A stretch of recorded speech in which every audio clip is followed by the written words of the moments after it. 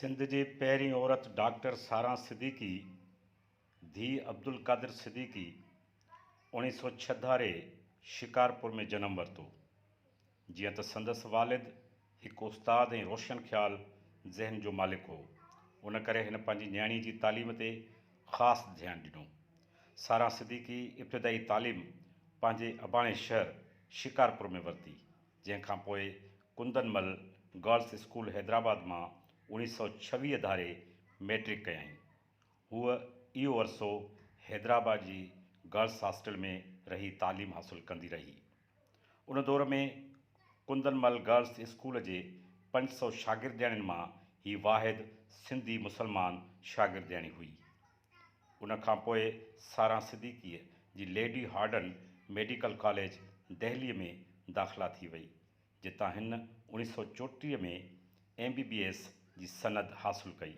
MBBS पास करण खां पोइ कुझु साल दहली, कलकत्ते, जबलपुर ऐं हिंदुस्तान जे ॿियनि केतिरनि शहरनि में डॉक्टरीनी तौरु ख़िदमतूं सर अंजाम ॾिनियूं।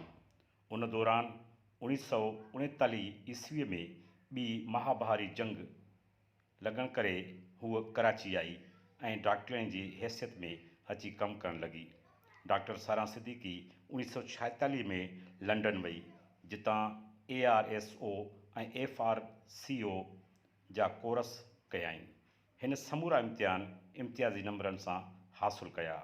डॉक्टर सारा सिद्दीकी खे पाकिस्तान सरकार 1955 में पाकिस्तान जे नुमाइंदे तौरु कैनाडा में कॉमनवेल्थ कॉन्फ्रेंस में शिरकत लाइ मोकिलियो हो।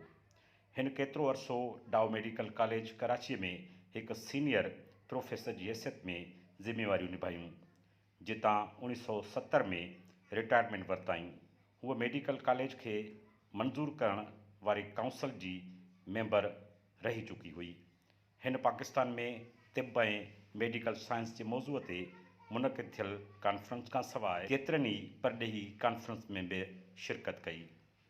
डॉक्टर सारा सिद्दीकी पहिरीं सिंधी औरत हुई जेका डॉक्टरी जे पेशे में वॾनि उहिदनि ते फ़ाइज़ रही ऐं वॾी शोहरत हासिल कयाईं। हिन रिटायरमेंट खां पोइ बि पंहिंजी डॉक्टरी वारे किरत खे जारी रखियो। बंदर रोड कराचीअ ते रेडियो पाकिस्तान कराची जी इमारत वेझो संदसि ख़ानगी अस्पताल हुई। हिन जी नज़र में डॉक्टरी पेशो न पर इबादत हो। ग़रीब मरीज़नि सां हॾॾोखी ऐं हमदर्दी वारे रवैये सां पेश ईंदी हुई। पेशे सां लगाव जे करे हिन शादी कोन कई। डॉक्टर सारा सिद्दीकी खे न शोहरत पसंदि हुई, न पाण वराइणु वणंदो हो। संदसि पहिरियों इंटरव्यू 70 जे ॾहाके जी शुरूआति में सोझिरे रिसाले में शाया थियो, जंहिंखां पोइ माण्हुनि खे ख़बर पई त हूअ सिंध जी पहिरीं सिंधी मुसलमान डॉक्टरीणी आहे। डॉक्टर सारा सिद्दीकी 10 नवंबर 1982 ते वफ़ात कई। जेकॾहिं तव्हां हींअर ताईं असांजो चैनल सब्सक्राइब न कयो आहे त हींअर ई सब्सक्राइब, लाइक ऐं शेयर करियो त जीअं असांजी हर ईंदड़ वीडियो तव्हां ताईं पहुची सघे।